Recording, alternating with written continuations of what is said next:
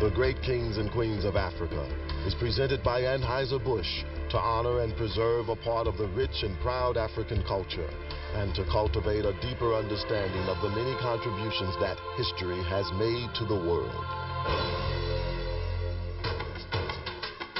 Alfonso I was the first ruler to modernize Black Africa on a grand scale.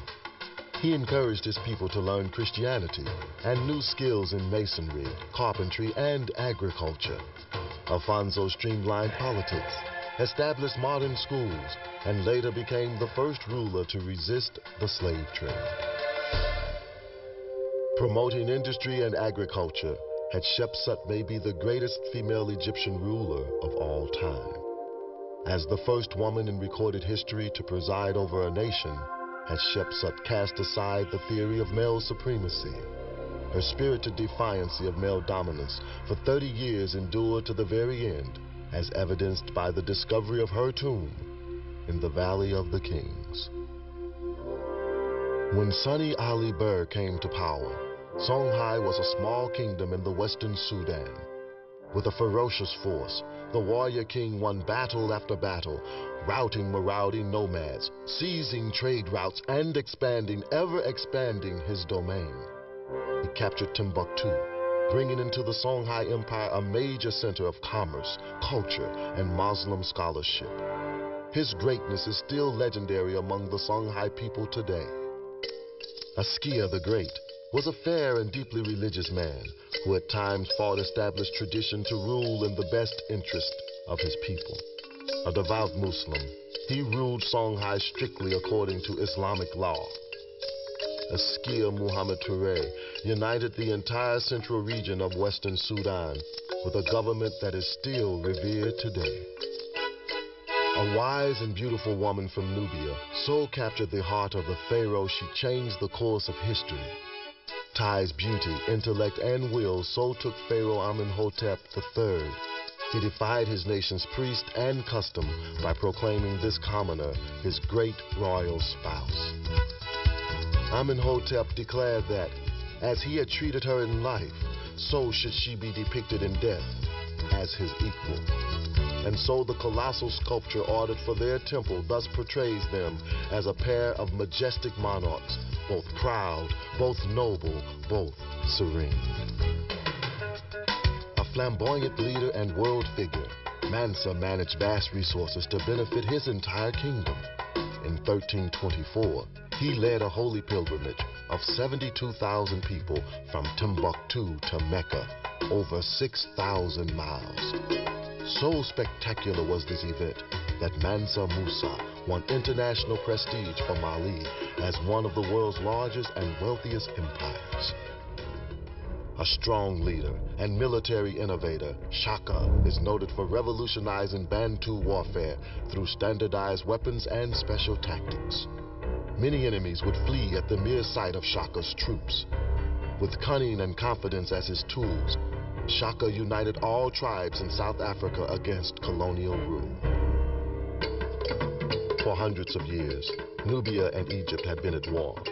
But Nefertari's marriage to King Ramesses II, Pharaoh of Egypt, brought the fighting to an end. The marriage began as strictly a political move, but it later grew into one of the greatest royal love affairs in history. In fact, the temple which Ramesses built for her at Abu Simbel is one of the largest and most beautiful structures ever built to honor a wife and to celebrate peace. One of the greatest monarchs of the Congo, King Shamba, had no greater desire than to preserve the peace. He designed an extremely democratic government featuring a system of checks and balances that represented all Bushango people. Also, Shamba promoted the arts and crafts to their highest level during his reign. Regarded as one of the greatest generals of all time, Hannibal and his powerful African armies came close to defeating the mighty Roman Empire. His audacious moves and tactics have been studied and successfully imitated as recently as in World War II. The genius of Hannibal brought Carthage great prosperity and prestige. The identity of the Queen of Sheba has long been debated, but indications are that she was the Ethiopian queen Makeda. According to legend, she was fascinated with the wisdom of the great King Solomon of Israel. Upon meeting, the king and queen were equally intrigued with one another. Fondness grew into love, and their union produced history's longest line of royalty descendants.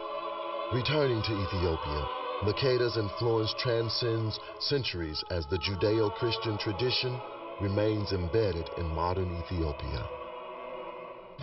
Teaching a doctrine of love and peace, Akhenaten was the first ruler in recorded history to believe in the concept of one God.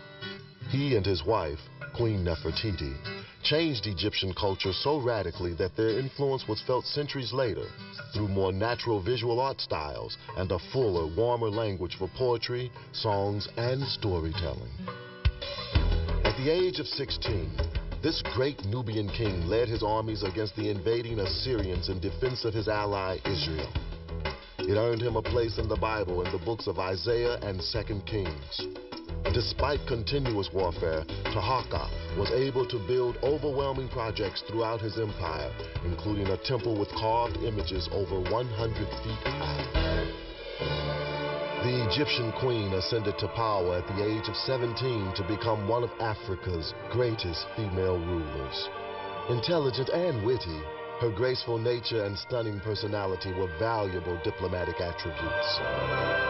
Striving to elevate Egypt to world supremacy, Cleopatra persuaded Julius Caesar and Mark Antony to renounce their Roman allegiances to fight on behalf of Egypt. Each, however, met his death before Cleopatra's dreams of conquest were realized. Disheartened, Cleopatra pressed an asp to her breast, ending the life of the world's most celebrated African queen. Osei Tutu was the founder and the first king of the Asante Nation in what is now Ghana. He was able to convince a half a dozen suspicious chiefs to join their states under his leadership. According to legend, this occurred when the golden stool descended from heaven and came to rest on Osei Tutu's knees, signifying his choice by the gods. The kingdom would endure for 2 centuries. Menelik was the overshadowing figure of his time in Africa. He converted a group of independent kingdoms into the strong, stable empire known as the United States of Abyssinia, or Ethiopia. Resisting European colonization and uniting the opposing kingdoms made him one of the great statesmen of African history. Though dead for nearly 100 years, Nihanda remains what she was when alive, the single most important person in the modern history of Zimbabwe. When English settlers invaded in 1896, Nihanda and other leaders declared war. At first, they achieved great success. But as supplies ran short, so did battlefield victories. Nihanda was eventually captured and executed. Although gone, she was not forgotten, and is still referred to as Mbayu, grandmother, Nihanda, by Zimbabwean patriots. Khama distinguished his reign by extracting technological innovations from the Europeans while resisting their attempts to colonize Bechuanaland. Advancements included the building of schools, scientific cattle breeding, and a police corps which practically eliminated crime. In 1875, Khama appealed to Queen Victoria of England to protest English settlement in his country. The English honored Khama and his call for continued freedom for Bechuanaland. For half a century, the Basutu people were ruled by the wise and just founder of their nation, King Mosweswe. The Basutu had to fight for their survival against plundering Africans, European colonialists, and particularly the Boers. As the relentless Boers were about to annihilate the Basotos, Mosweswe persuaded the British to make Masutu land a protectorate, a diplomatic coup that helped to assure his nation's survival and to assure Mosweswe a place in African history. Nzinga of Angola was an astute diplomat and an excellent military leader. To arrest the swelling influx of slave-hunting Portuguese, she waged war for nearly 30 years. Because of her quest for freedom and relentless drive to bring peace for her people, Nzinga remains a glimmering symbol of inspiration.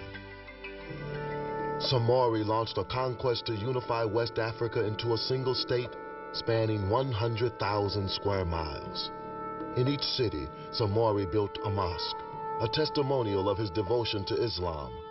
During the 18-year conflict with France, powerful Samori continually frustrated the Europeans. His astute military prowess prompted some of France's greatest commanders to entitle the African monarch the Black Napoleon of the Sudan. The people of Dahomey often referred to their monarch, Behanzin, as the King Shark for his strength and wisdom. Behanzin maintained a strong army to defend his nation's sovereignty, including a division of 5,000 female warriors who were noted for their formidable zeal in battle. A fond lover of the humanities, Behanzin is credited with some of the finest song and poetry ever produced in Dahomey.